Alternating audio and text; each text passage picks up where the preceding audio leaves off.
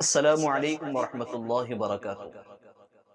محترم ناظرین و سامعین کرام، آج دوران مطالعہ امام حسن بصری رحمۃ اللہ علیہ کا ایک عجیب و غریب قول نظروں سے گزرا، سوچا آپ کے ساتھ بھی شیئر کر لوں، تو آپ بھی سنیں اور اپنے دوست و احباب میں بھی سے زیادہ شیئر کریں۔